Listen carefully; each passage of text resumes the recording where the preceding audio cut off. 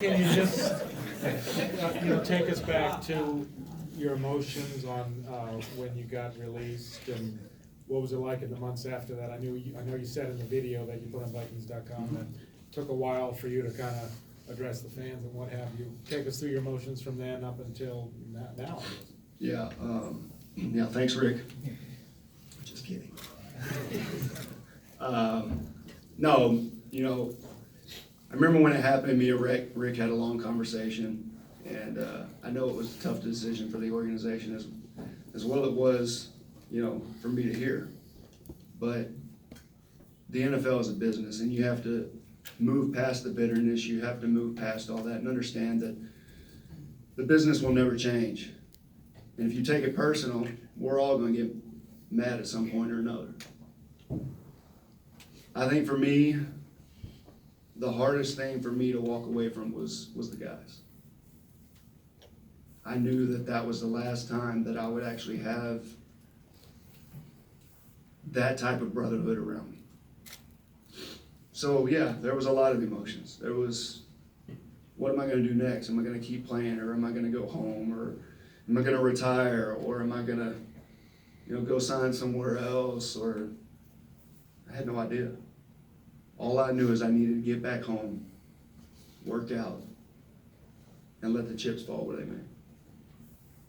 Brian, over the last year, how did you come to peace with your decision to eventually retire?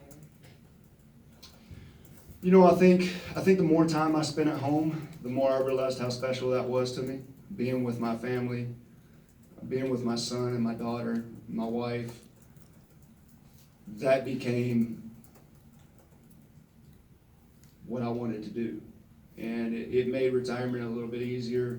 When I did have, kind of the fishing things and stuff like that would fill that void, but also the time that I never had with them, I would now have. And I think I probably could have played another 2 or 3 years, but at the end of the day, it had to be the right situation for me, and I just don't feel like that right situation ever popped up. Did you turn down offers to sign elsewhere this past fall? I have one that was a possible offer that me and Dre actually had talked about. But for me, it wouldn't have been the right situation, so kind of passed that off to the side pretty quick. After that, no, nothing really ever came up, and I'm okay with it.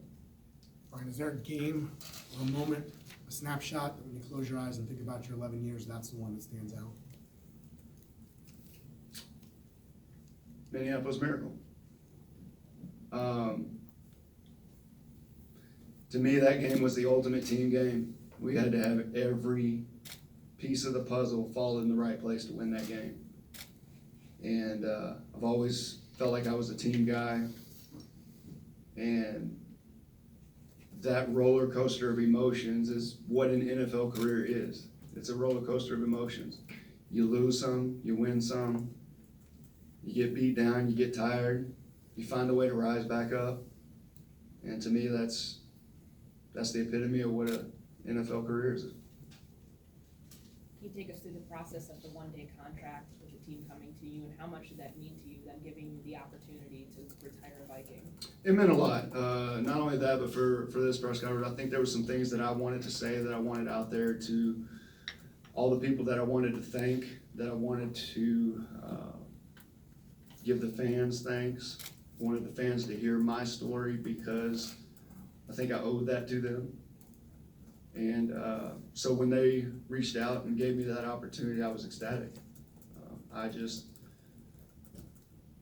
think it speaks volumes to me about what this organization thinks about me, and I couldn't be more grateful. Brian, you talked about some of the eye-opening moments in your youth where you realized you had to work even harder to get to where you wanted to go. Did you ever have a moment like that in the NFL, maybe earlier in your career? Yeah, when I first got here. I thought I should have been the starter. Lack of a better way of putting it. And looking back on it, I wasn't ready. But I worked as hard as I possibly could. I kept my mouth shut.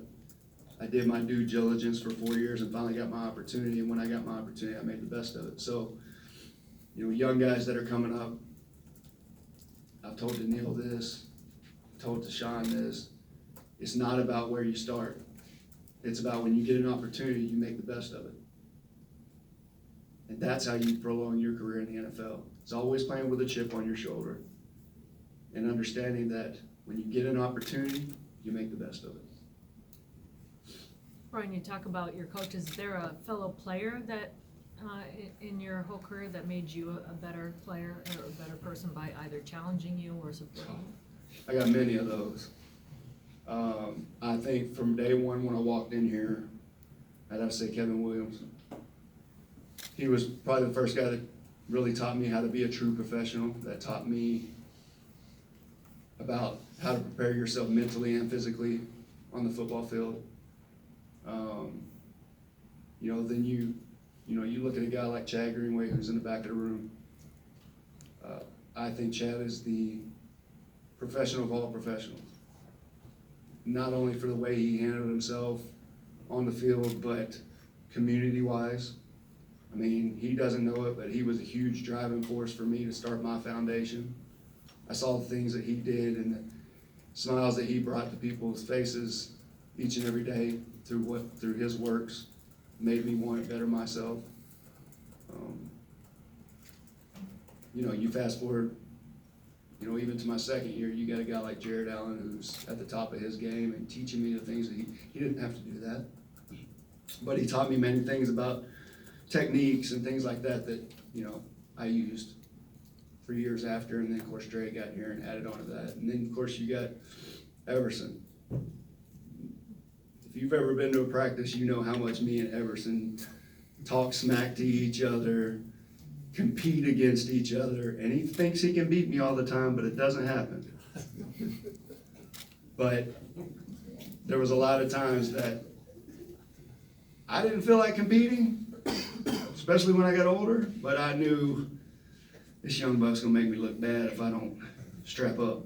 So, and then you've got a guy like Daniil, I try to teach Daniil everything I know. And what does he give me in appreciation? He takes my spot. So, thanks for that, Daniil.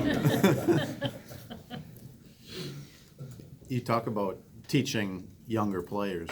You ever consider getting into coaching at any point in the future at any level? I have. In fact, I used to want to coach, but I respect these guys so much. They put so much time and effort into it. I mean, Dre, Zim. I mean, I know there's times they're here at 4 or 5 o'clock in the morning, and we leave and they're still home. They're still here. I've literally left, came back and got in the sauna at 9:30, 10 o'clock, and I still see Coach Zimmer's truck here, or I still see Dre's truck here. For me, I don't know, maybe down the road, but right now I like my family time. And I'm not willing to sacrifice that right now. You mentioned helping younger players, and obviously Coach Zimmer mentioned that at the start. There are guys in the NFL who don't think it's their responsibility to mentor guys down the line. Why was that so important to you to, as you mentioned, Daniil, some of the younger guys, why was that so important to you to be a part of that? Well, I think it goes back to being a team guy. You have to understand that every team in the NFL is talented. Every team in the NFL has star players. And every team at the beginning of the year has aspirations of a Super Bowl championship. And they truly think they can get it done. The difference is the teams that have no drop-off when the starters go out are the teams that are successful. And I always understood that your team is only as good as your weakest link. So if I could teach those guys that if I got hurt, or if Ev got hurt, or if somebody went down and they could come back and there was no drop-off, we'd win more ball games. And I also always said that when I entered this league, I wanted to leave it in a better place than what I entered. So for me, that was how I did that. Brian, what are you hoping to do maybe from a media standpoint? In fishing, will a lot of that be media oriented, maybe commentary on fishing channels or what have you moving forward? Yeah, I'm keeping my options open. With the YouTube series and everything, I'm kind of hoping to, kind of have that avenue to take up some time, but also be able to, teach and just have fun. And then, of course, the tournament fishing, that is what it is. But I'm leaving my options open as far as I've done some work with FLW this past year, and I've done some Bass Live stuff and put my face in front of the camera and things like that. So I want to leave my options open as that, and if there's an opportunity that comes up, I can talk about it then. But the fishing organization, I think, is where I really want to be. It's where I've kind of found my niche. And so, yeah. So what'd you do to turn off Florida State? That's another conversation.